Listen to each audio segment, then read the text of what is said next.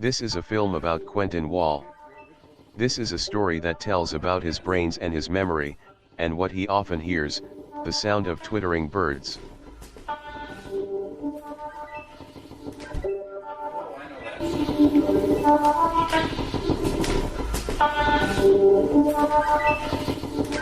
Oh, I know that sound.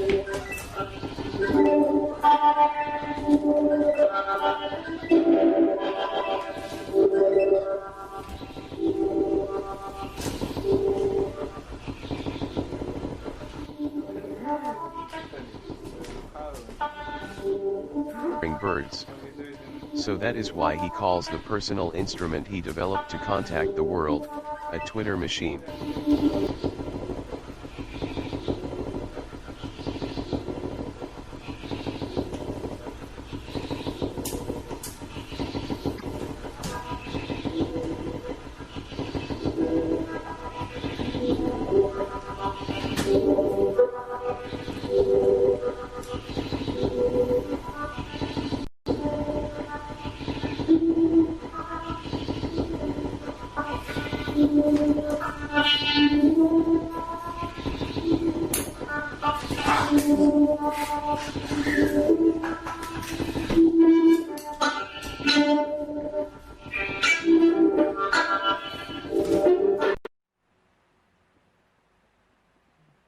It is because the resonances he generates are his messages.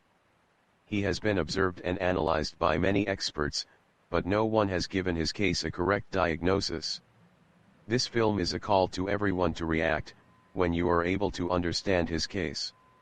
Actually, Quentin is perhaps a special case of aphasia, a special case of what Oliver Sacks has called, musicophilia.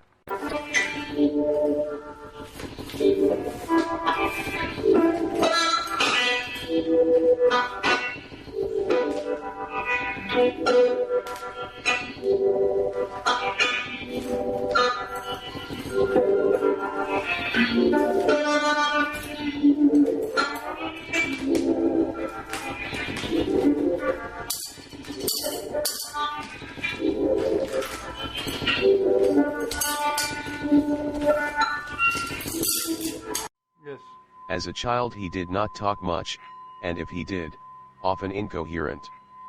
But with his charming personality, he succeeded in deceiving his parents and family. His father, a movie actor, was always on the move to new jobs. As a movie enthusiast, his mother often took Quentin to the cinema.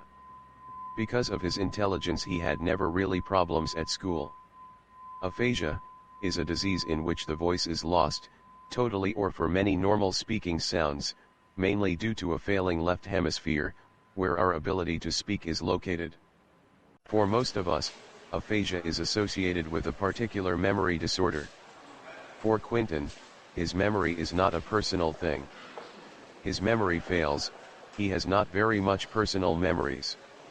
A strange mechanism directs his thinking and feelings, in a different way. That is, often, fragments of films he has ever seen take control over his memory. Often in a quiet, pleasant way, but sometimes, at the most inconvenient moments, he is plagued by mental violations of unexpected nature.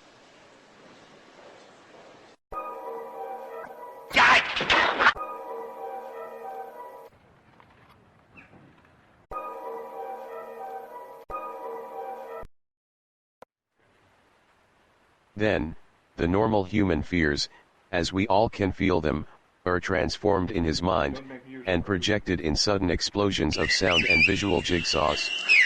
In this compelling documentary, the viewer is confronted with Quentin's memory, as it functions in his daily life. While we were filming, Quentin was confronted with an accident that took the life of Brett, Quentin's beloved brother. Brett was an investigative journalist, who was murdered when Quentin needed him the most.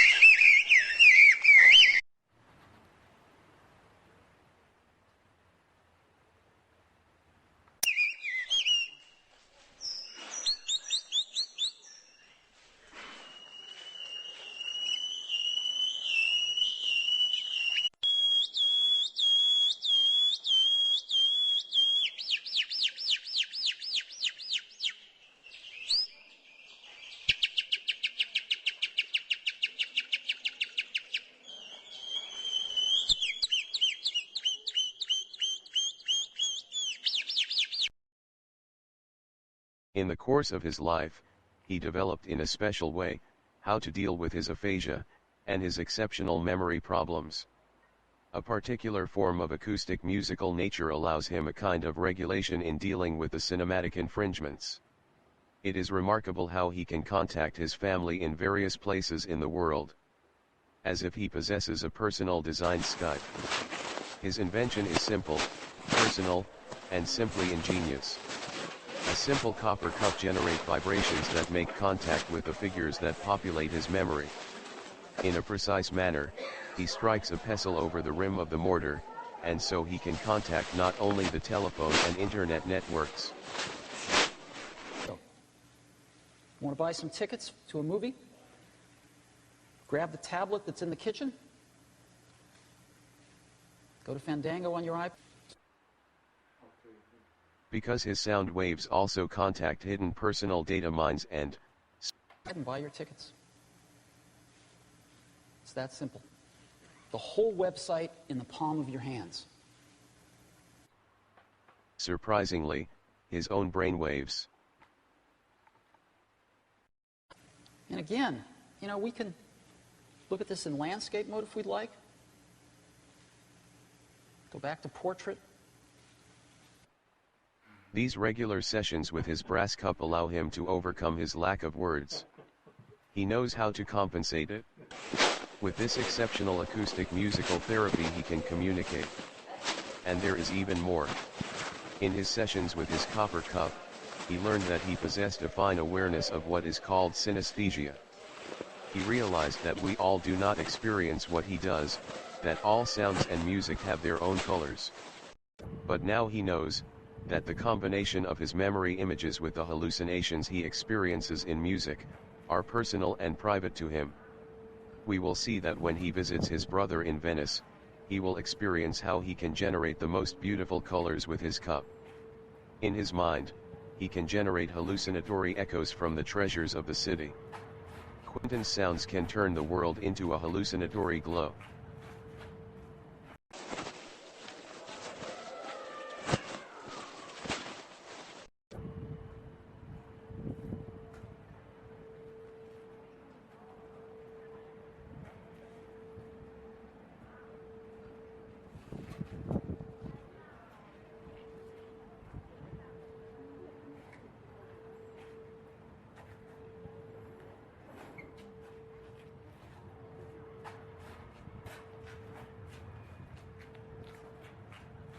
This film tells also the story of Quentin's girlfriend Sylvie.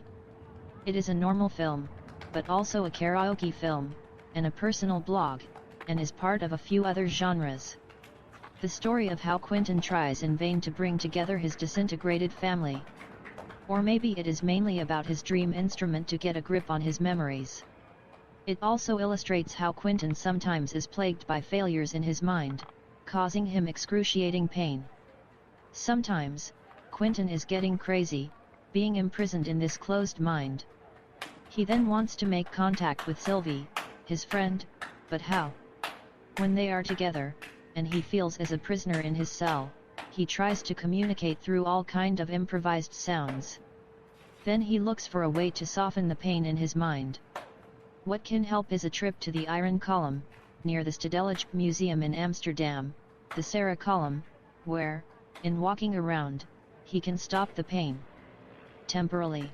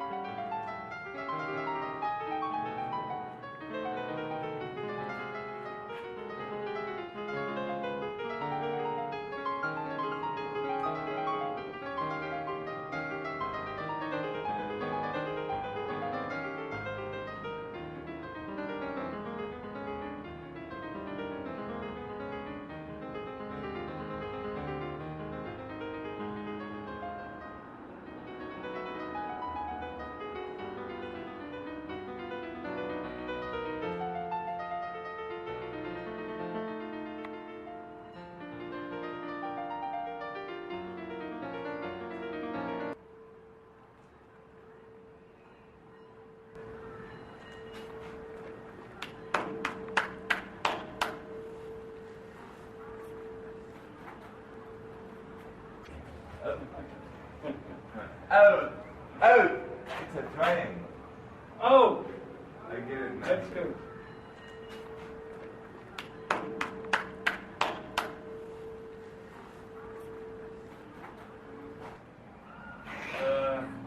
What is it? I think it's an instrument. This? Yeah. Oh! No, I just think it's a piece, 3 pieces of rocks that make a triangle. It's good to see something in the sky. So we have a message from aliens in the sky, and they put this, and then they think, I never looked at that point in the sky before, and now you see the combination of things. You don't know what's at midnight. It's just the light of the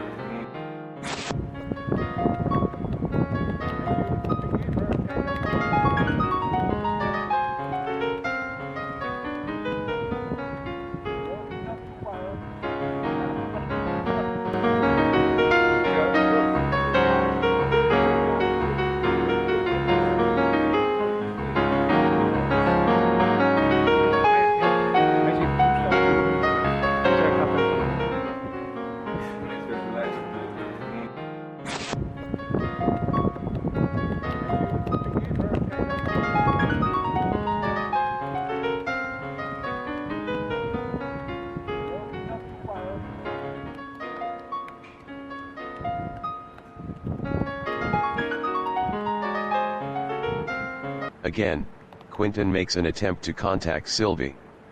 In clapping on the wall, he tries to unleash the necessary energy for his acoustic practice. It is clear that Sylvie is skeptic about Quentin's enigmatic rituals. She understands what he is doing, but is this an answer to his problems? And can she already understand that this practice is good to overcome the inner chaos and pain of Quentin? Again he explains why, and how he works with his instrument, to activate his mechanical memory. Sylvie is the first friend he informs from A to Z, about his remarkable problems and hallucinatory gifts.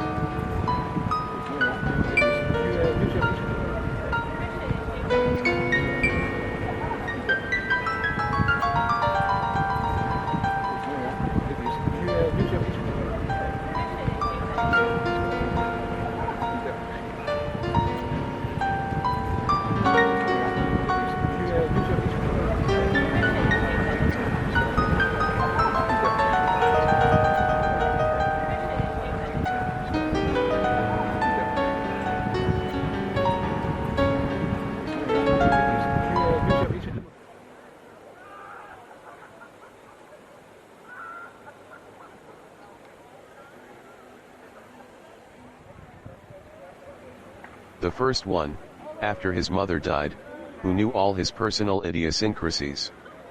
But still, she is surprised when she sees this clip, in which she thought to recognize Quentin's mother.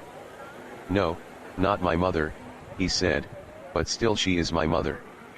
She totally identified herself with this woman. No, not this woman, sorry, this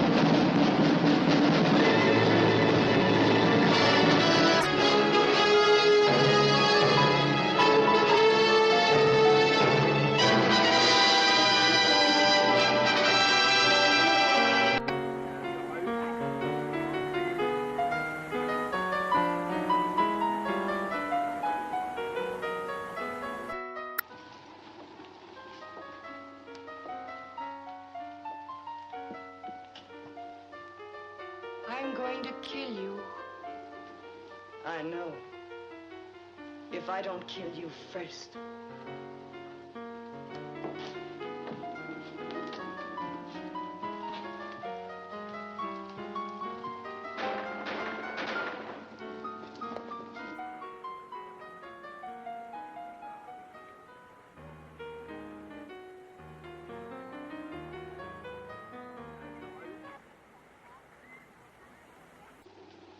I know. woman.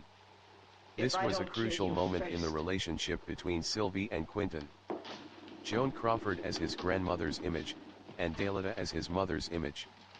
He tells her that his relation with his mother is summarized in the most famous song of the singer Dalida. She was an Italian woman that in the 70s had a world success with the song Parole, Words.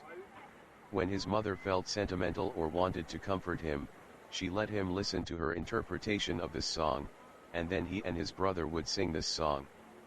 His brother said the words, Quentin made some wordless sounds.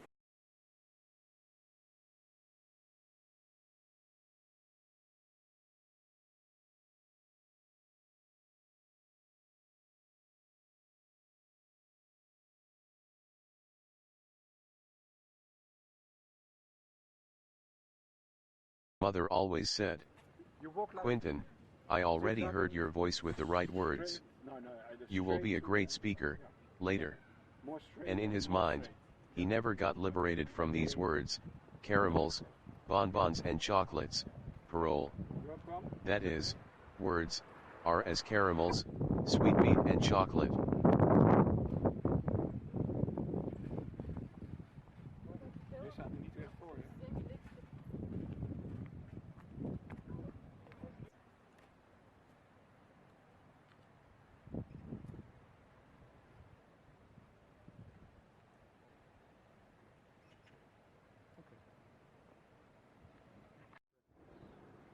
Quentin and Sylvie are like two children, brother and sister, and lovers, but they also have the spirit of Brett, Quentin's brother, the investigating journalist. Quentin has heard about his father as a film actor in some Dutch movies. When, and where? They tell him that he has been a good friend of Ramses Shaffi, in the 60s, and of the film director, the genius, Adriaan van dit Boerst. His father was involved in two movies, Paranoia, and The Blind Photographer. What is this? Quentin asked himself. His father acted as a blind photographer, and now, his son is a speechless journalist. Sylvie and Quentin start an investigation in Amsterdam. They have got the address of the house in which the blind photographer, and Clever, the hero of Paranoia, have been isolated during the filming of these movies. The director, Adriaan van dit Boerst, has forced them to live as the characters of these two novels of the writer W. F. Hermans. That is, as Quentin tells Sylvie, this period could be the ground reason why his memory acts as a film database. His father must have been tortured and made crazy by this director, and has been so frustrated, that all his pain has been imprinted in his own, that is in Quentin's own genes. Now Quentin and Sylvie will investigate the house.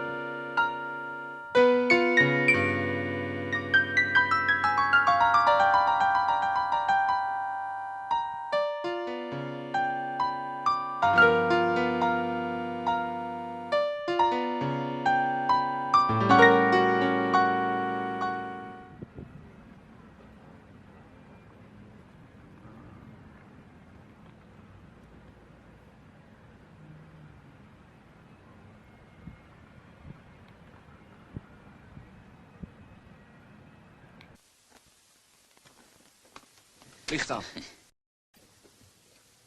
Iedereen doet hier wat ik zeg. En ze hebben er geen spijt van.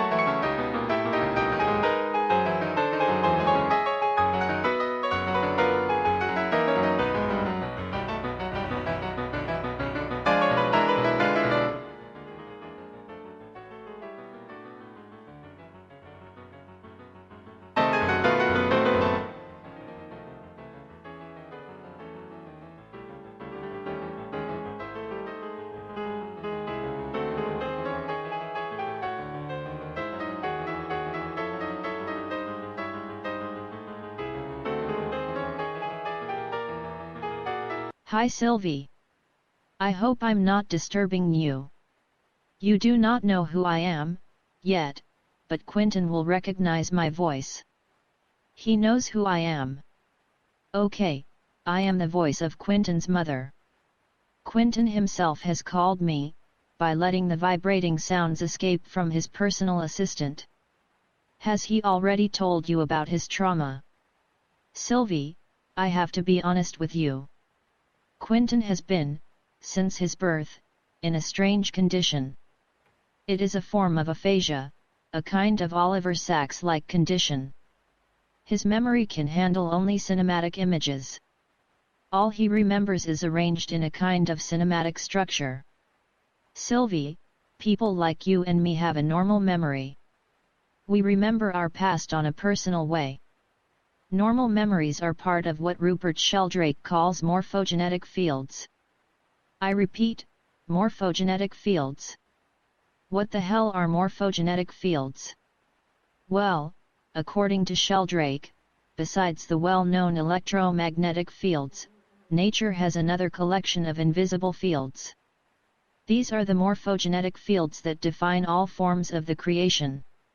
Everything in the world has its proper shape, because these invisible fields exercise their influence. They produce interconnecting structural vibrations. So, this is an invisible network of countless vibrating wires. And these invisible wires connect the smallest elementary particles with each other. But also connect the largest forms in the universe. And in between these vibrating structures, our own bodies are subject to these morphogenetic fields. They determine the shapes of our body, our skin, our organs. But also the smallest components, our DNA, our protein, our gut bacteria, etc. Most people do not even notice it. But Quentin's operates with a memory and vision that are different from ours. Different than our memory fields, because his nervous system reacts to other resonances than ours. He is a visual freak who only knows how to handle cinematic images. All his memories are edited and processed into images that he knows from movies. And for Quentin, all sounds have their own colors. Quentin's brain works as a synesthetical machine. And more surprisingly, sometimes Quentin receives images from the future, of events that in the future will happen. The edge of his copper cup, touched by his key, generate these acoustic vibrations. And these vibrations generate the best images from the movie databases. The process of this morphic resonance, that is of the back and forth vibrating structures, is like a search engine on a computer. It's like when you throw a stone into the water. The circles expand in all directions, but when they stumble upon a bank, they come back. So, the sound of his cup move in all directions, quickly and efficiently.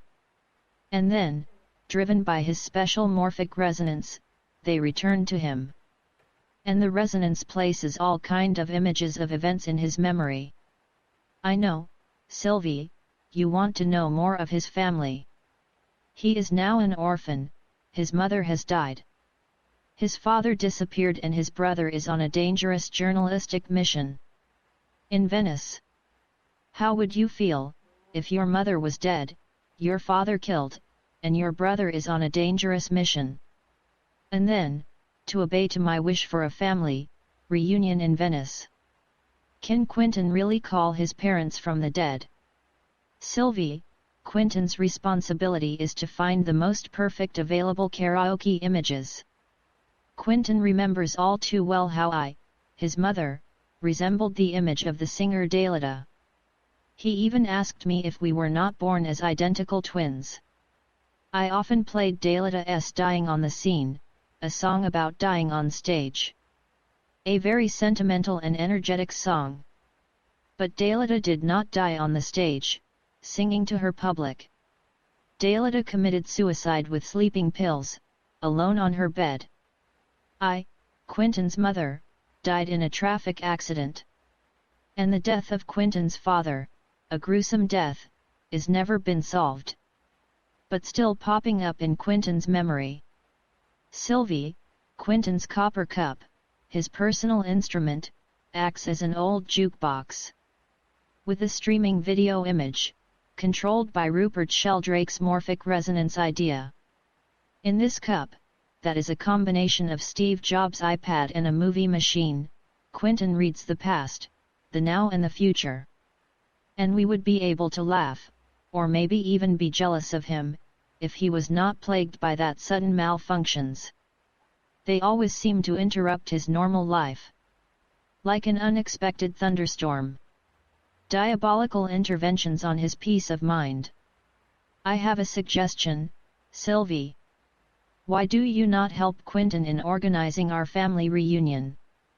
Quentin's father, mother, brother and himself, united in a way that does justice to us. And taking into account Quentin's specific destiny. Doom, or illness. Should we call Quentin's aphasia a mental illness, or do we well give it a positive spin?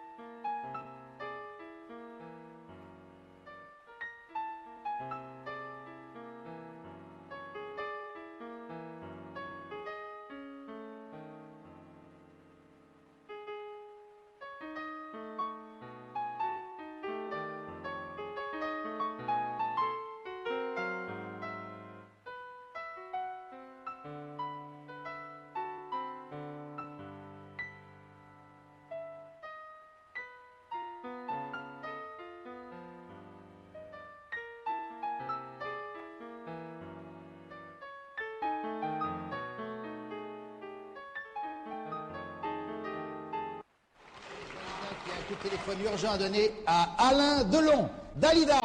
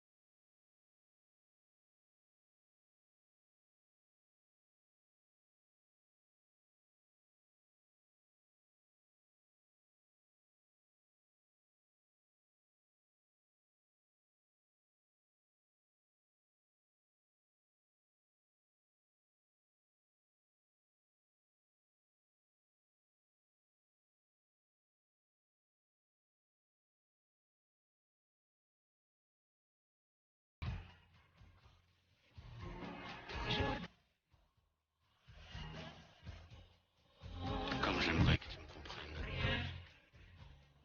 Que tu m'écoutes au moins une fois.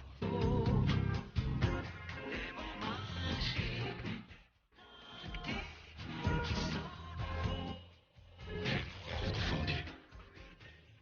Mon seul, unique espérance.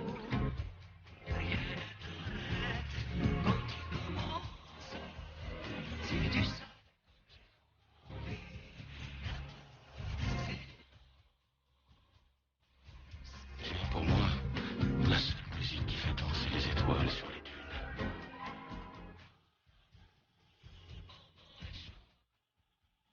Si tu n'existais pas déjà, je t'inventerais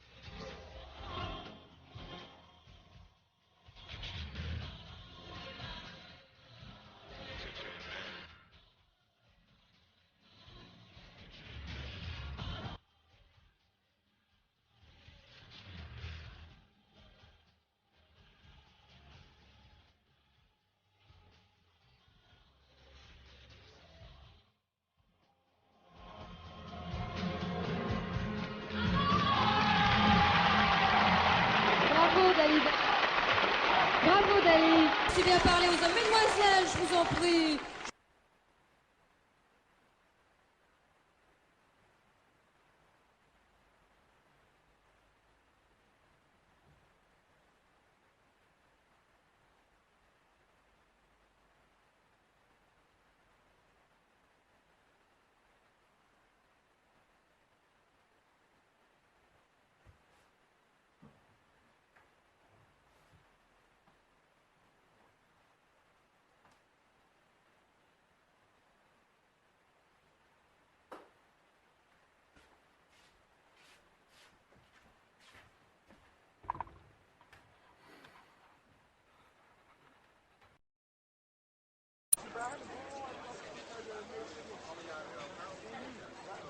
Quentin visits his brother in Venice, that is, he tries to find and see him. Where to find Brett? His work has brought him in difficulties, his whereabouts are unknown. No internet, no normal communication. But of course, Quentin tries his own instrument. He profits from the water surfaces in Venice. He has to find the right vibrations to contact his brother. How and where? He works on different levels.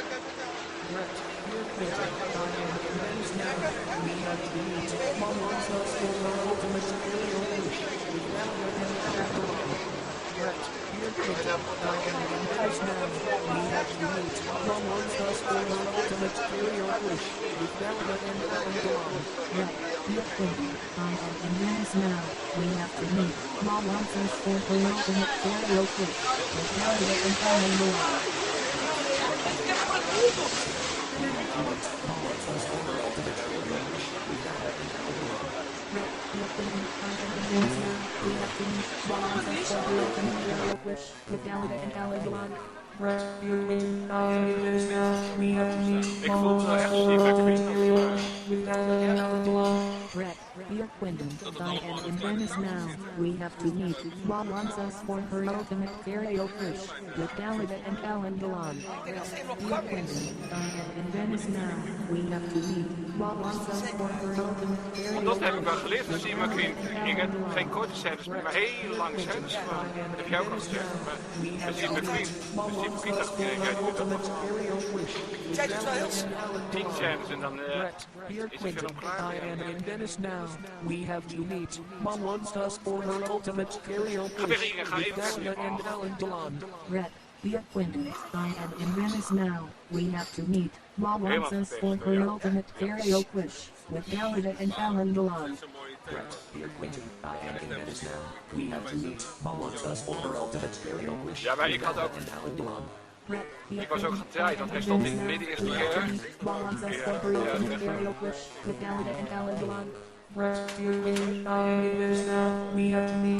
de eerste lange scène van... Brett, dear Quentin, I am in Venice now. We have to meet. Mom wants us for her ultimate karaoke wish with Dalida and Alan Delon. Brett, dear Quentin, I am in Venice now. We have to meet. Mom wants us for her ultimate karaoke wish with Dalida and Alan Delon. Here, in a virtual elevator in Venice, Quentin realizes for the first time his synesthesia, that will make him feel as if he is hallucinating. Here in Venice, sometimes the buildings and the interiors of the churches will make him feel like a magician. All the figures on the frescoes come to life, sometimes the gray building give light radiations, as if emerged in colorful explosions.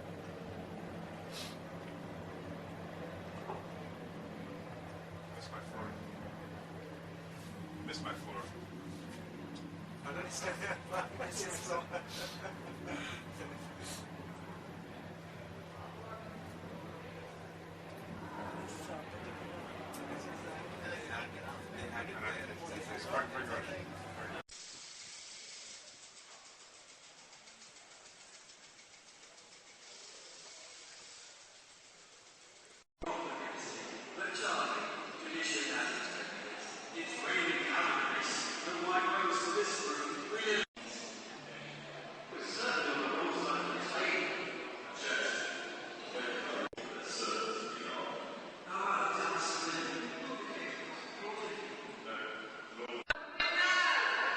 El gatto proprietario richieste giornato fino al fiume. Un regalo del matrimonio per la sposa novella. La parte di adulto. Guarda, si vede tutto nudo. Mi faccio tua suocera. L'altra parte della notte.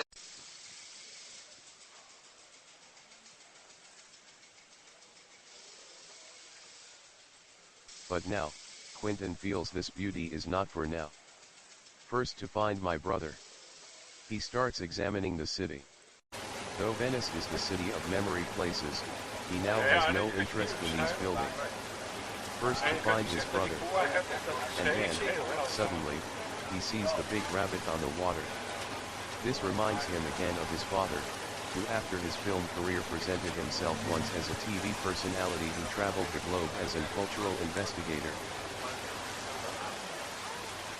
And yes, he feels he is on the right track. Who placed this icon there? This rabbit is the icon of his father's TV shows in the 80s. Yes, he remembers his talk show very well. Look, let's have a look at these old memories of Quentin. Click.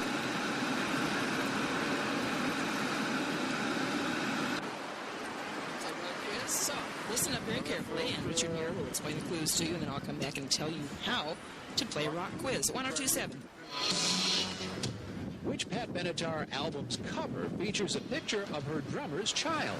More clues coming up on Rock Quiz Pat Benatar Weekend. Brought to you by the U.S. Army. At first, I wanted to go hide someplace. I really wasn't sure I could handle it. You know, push-ups, sit-ups, people who give me orders all over the place, but I adjusted. I grew up. Sergeant Alton Jones is learning a lot of things in the Army, but mostly he's learning about himself.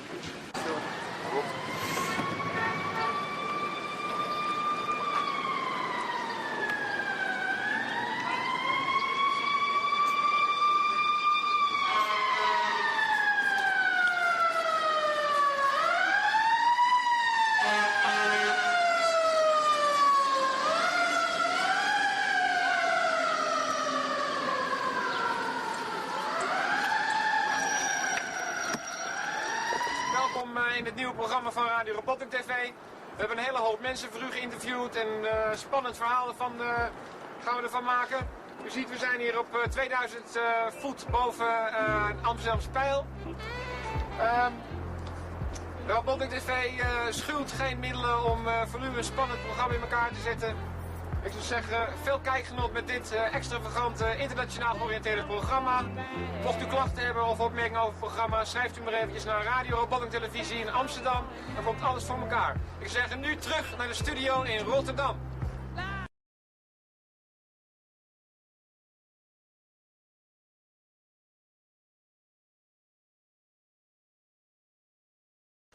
So, who made the most pay? And is he or she worth it? Who made the most pay and is he or she worth it? Well, I guess Peter Halley and Jeff Koons have made the most pay, and yeah, I think they're worth it in the long run. I think it's good art. What? You'd have to get boys or Warhol for this one. I liked it when I saw it at the Little Museum in Bismarck. Now you get softness when you turn up the volume, because now there are gentle conditioners in new Agree shampoo. So Quentin remembers his father, in this iconic image in front of the Twin Towers. And his father in conversation with Jeff Koons, discussing the ownership of the copyright on the rabbit image. Now, he walks in the restaurant, he is guided to the cafe, and suddenly, surprisingly, he is eye in eye with his brother Brett.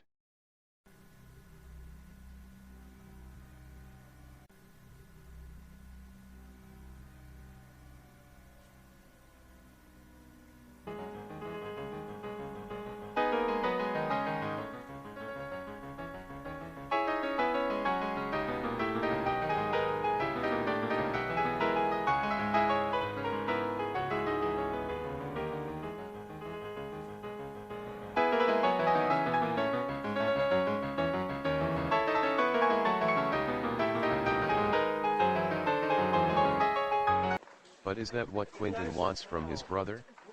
And yet, Is Brett curious to what Quentin brings to Venice? Or is Quentin for him a pain in the ass? The next day, Brett makes a tourist trip with Quentin, but when Quentin sees the advertisement for the Samsung Galaxy S4 on the San Marcos Square, he gets emotional. He leaves his brother, goes back to his hotel. This confrontation with a big poster in the old square, he feels, is disgusting. But he cannot leave Venice. First he has to realize the promise he made to his mother. The reenactment of his mother's favorite Dalida song, Words, Words.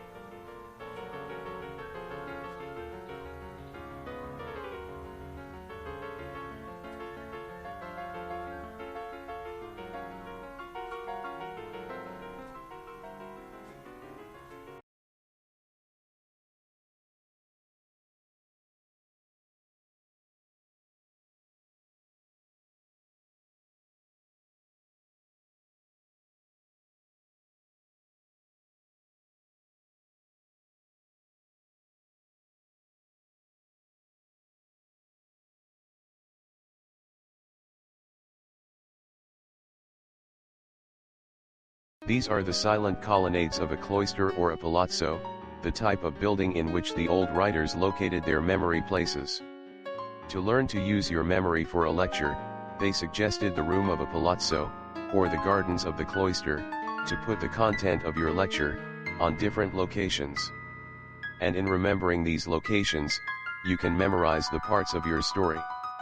And of course, prepare yourself all in silence. This is how Brett uses the same kind of system in his lectures. But sometimes, they suggest to use the paintings of a story on the wall of a church, to fix the chapters of your lecture into the continuing painting. This is how the memory of Quentin works. But, all but silence. Now Quentin feels the obligation, a tourist, but also a personal obligation, to visit the grandiose palazzi and churches of Venice. And yes, his morphic talent brings him the most exciting visual and acoustic hallucinations.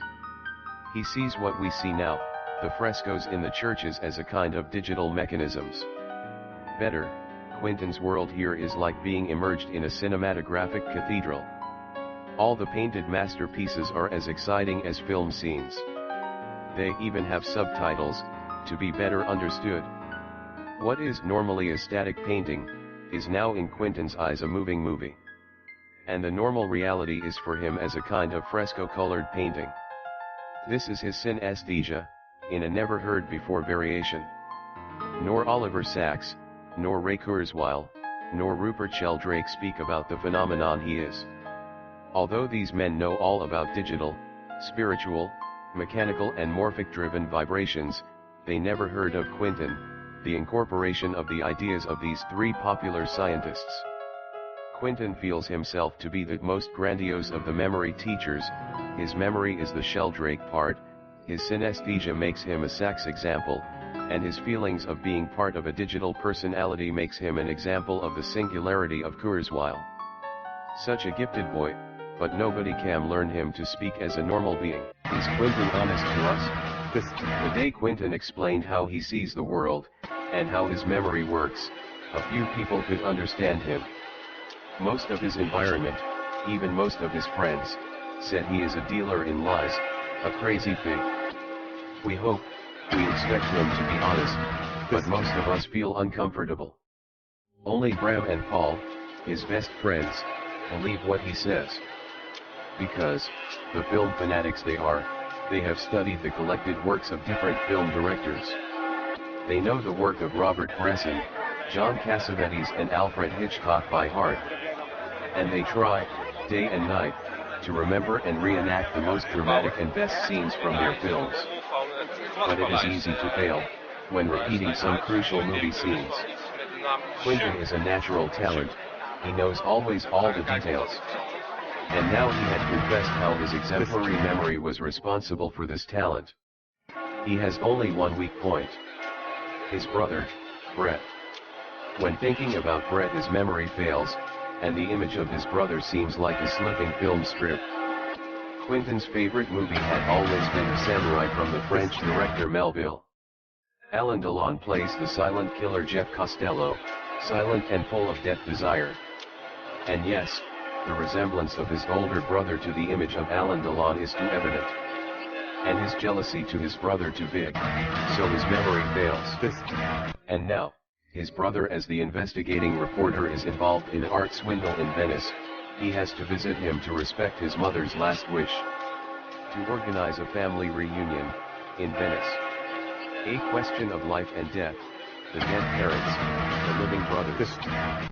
He tries to realize his idea of a reenactment of Alain Delon and Dalida in their greatest triumph. The song Parole, Parole, that is French for, words, words. When a kid, his mother always tried to seduce him to let him speak the words of this song. Every evening she sang the Dalida part, but he never tuned in. When did his mother realize her little Quentin would always stay silent?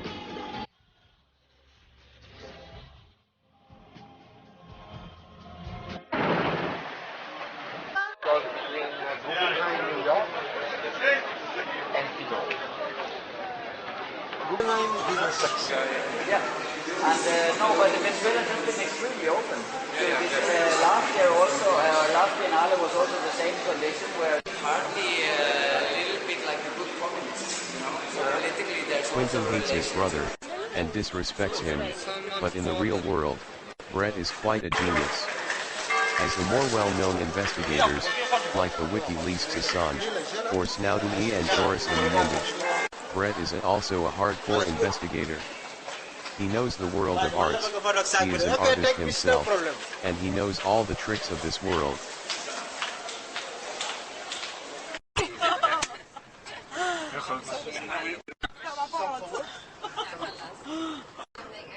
Your name? My name is Charlie. I'm not an artist. And your name is? Johnny. He now has insight in a big scandal, in which the famous Belgian artist Jan Fabre seems to be involved. His latest work is shown in Venice, and as in a killer movie, we already are confronted with his dead body, as a premonition. Ik heb een mooie praten van 19 interessante gast. Ja. Jonge kunstenaar, Nederlands kunstenaar. Hè? Ja. Vond het heel interessant wat hij te vertellen had. Jong. Ja. Hoe oud is hij? 30 jaar of 40? Nou, 35. Ja. Jong, zeer jong zelfs. Ik ben jong. Hij is zeer jong. Who is here the samurai, the killer?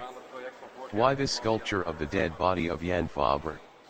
Is this a kind of announcement of a mafio's death? And look, how popular Brett is, and how famous.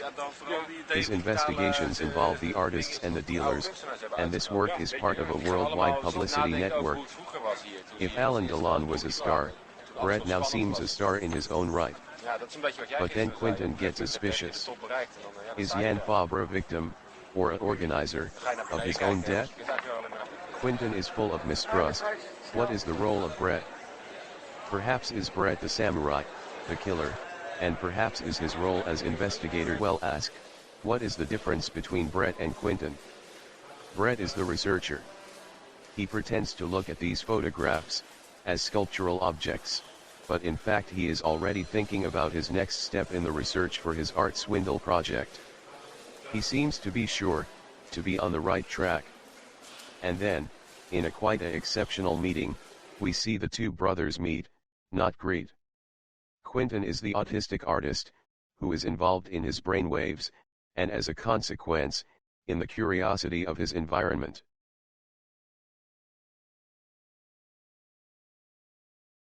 These electric plugs got his attention. We just see that Quentin feels the vibrations of these wall plugs in his brains. He, in fact, makes contact with these instruments.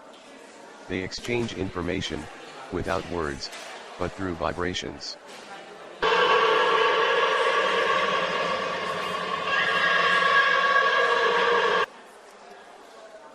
Painful vibrations, yes.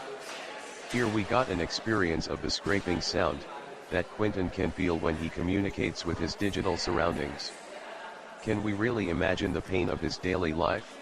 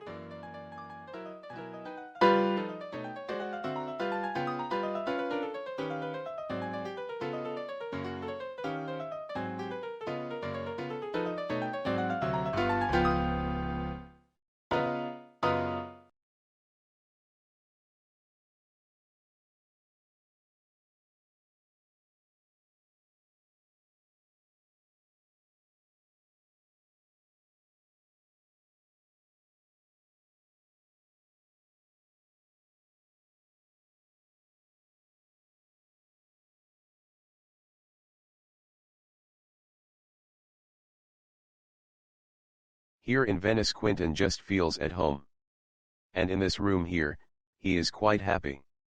With some improvisation, he transformed his hotel room in a kind of film set.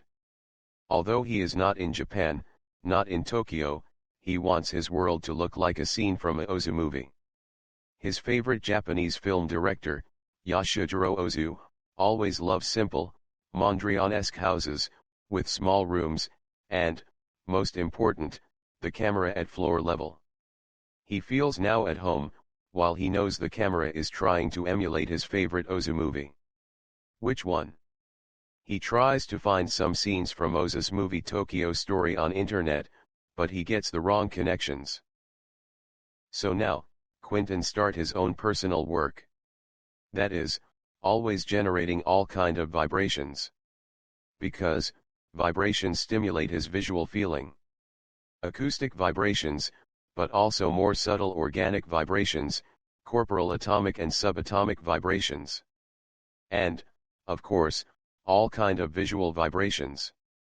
In his presentations, he gives us an image of how his personal memory works.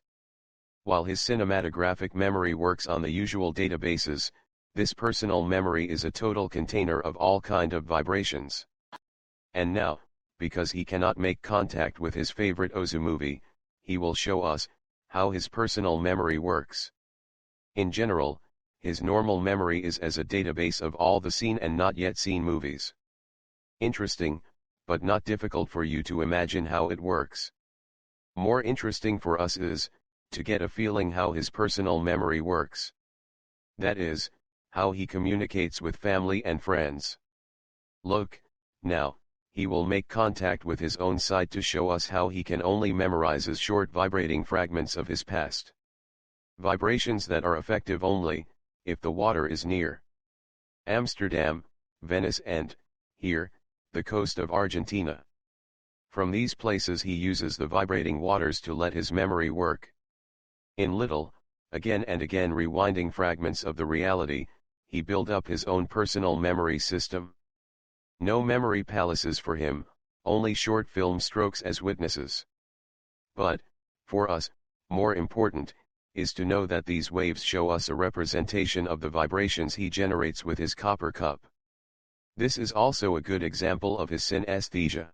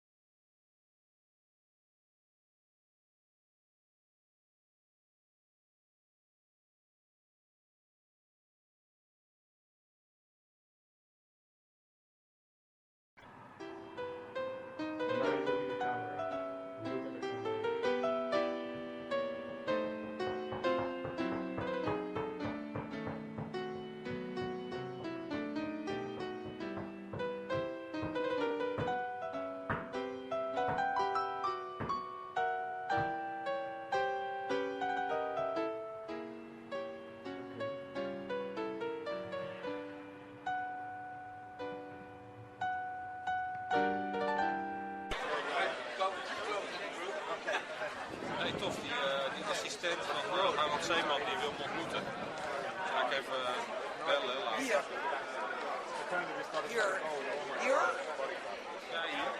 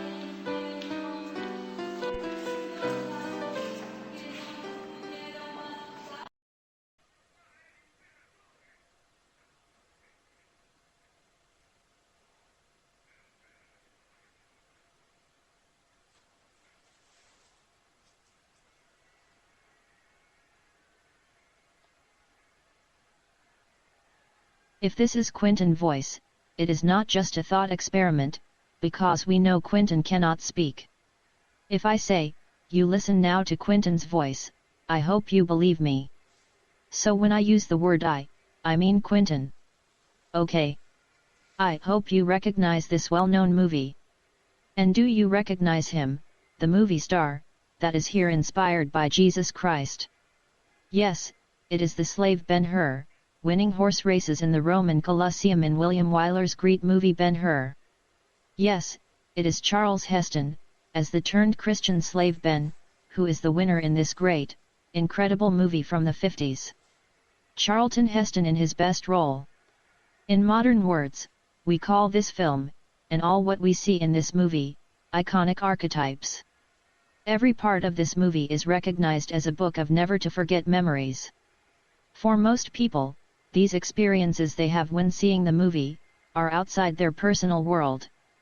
For me, these images are all like memories, as cinematic interpretations of personal experiences, clad in images of the common memory. Some researchers have called my memories as a movie memory machine mind. Quite remarkable.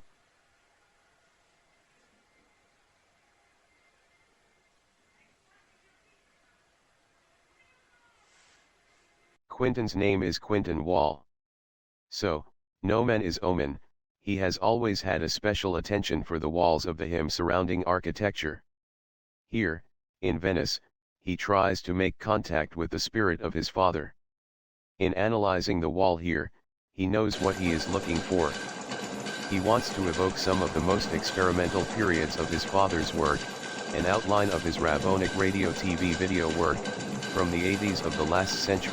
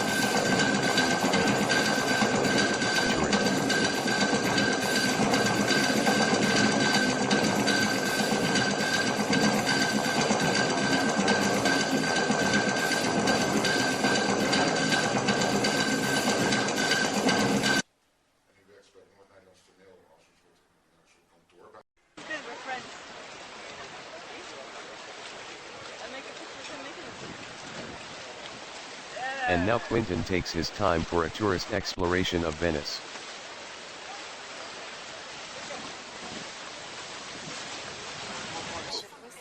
He tries to realize his idea of a reenactment of Alain Delon and Dalida in their greatest triumph. The song Parole, Parole, that is French for words, words. When a kid, his mother always tried to seduce him to let him speak the words of this song. Every evening she sang the daily da part, but he never tuned in. Quentin asks Brett to propose a double act, as Dalida and Alain. Film star Tilda Swinton appears at a party, and Quentin looks at Brett. There is no excuse now to refuse the last wish of their mother. Will Tilda with him do this reenactment of this old song? My secret dream, because I actually have to say I feel very blessed, because the first artist I worked alongside was Derek Jarman, and he was quite a trip, you know. Film star, you reflect everything we put in you. Is that only my impression, or is this a general idea? I mean, I think that is in a way that. So I mean, that sounds. I feel happy that you said that, because that's kind of. You know that I have a natural laziness, which suits the job, if you like. Yeah. And I think that's appropriate for that particular task. And I have no interest in being an actor. Do you ever do performances or? Yes, I have. In fact, I've made. There's a live performance that I made myself in 1995 and 1996, which.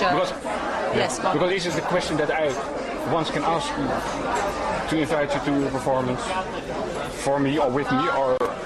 Well, now I haven't made a piece of live art for a while because I had children and I just got a bit distracted back there. But I did make a piece, in fact, in London and in Rome, which was a live art piece. But we are making now a kind of reenactment piece of people who did 30 years ago performances, and it would be great if you could be a kind of reenactment to this show. Let's talk about it. Let me give you my email address. That would be great.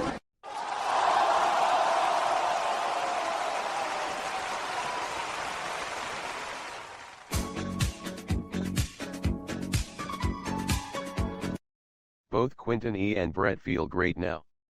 What can a new interpretation mean for the career of Brett? Singer-songwriter. Although he always hated the Stallone, now he wants to know more about Dalida. In that other great song, Dying on the Stage, she tells what is her great wish. Dying on stage was her motto. But, by God, she died alone in bed, killed by sleeping pills. Brett now for the first time listens to this great song. Quiere morir un día gris o bien a pleno sol. Cada cual quiere morir como dormir, sin pena ni dolor. Yo quiero morir cantando, esa es mi decisión. En mitad del escenario, abierto todo el corazón, morir sin sentir tristeza y sin mirar atrás. Yo quiero morir así, cantando hasta el final.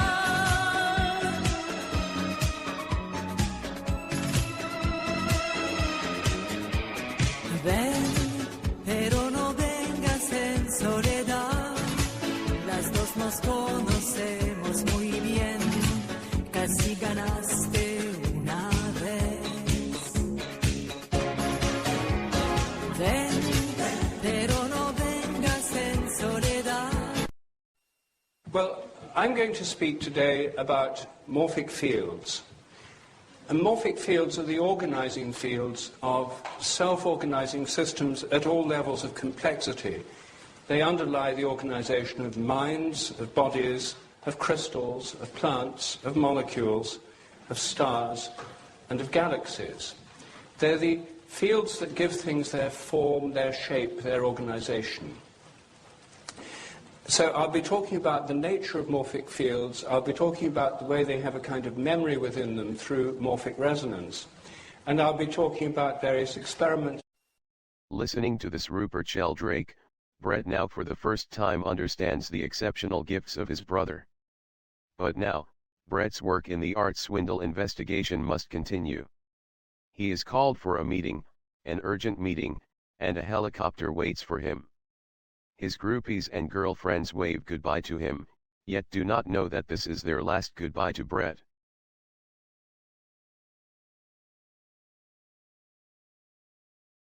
Brett will disappear in this helicopter, and never will be seen again. Undoubtedly, he is kidnapped by Jan Fabre's bandits.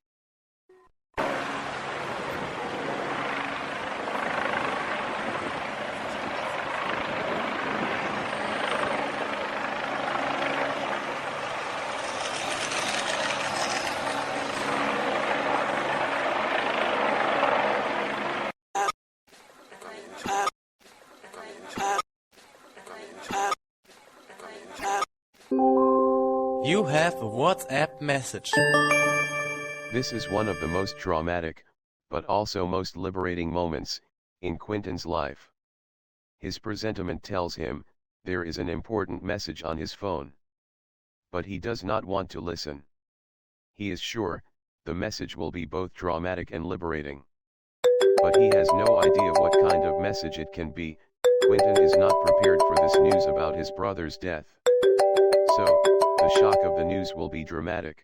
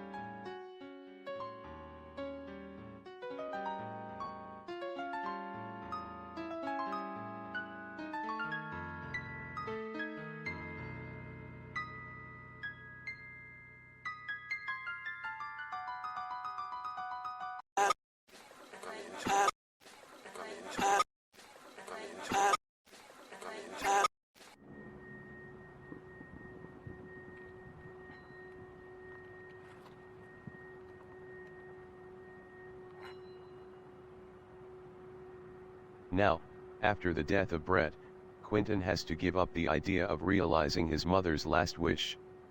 Without Brett, no Alain Delon. And without Tilda Swinton, no Dalida. Instead, Quentin is asked to organize a ceremonial presentation in memory of his brother. Quentin is not present at this funeral, but from the roof of his hotel he arranges and dictates the musical ceremony. Now, the subtle vibrating sounds of Quentin's own instrument can go their own way. Look, and listen, during Brett's funeral, his sounds are being echoed in the melancholic sounds of the musicians. This is the kind of funeral that the famous German composer Richard Wagner, who also died in Venice, should have envied. Brett, Quentin's hated brother, is dead, and the hated twittering machine is over. Will there be consequences for the solution of Quentin's aphasia problems? Yes, with the ceremonial funeral of his brother Brett, a ceremony regulated by Quentin's instrument, his life will take a new start.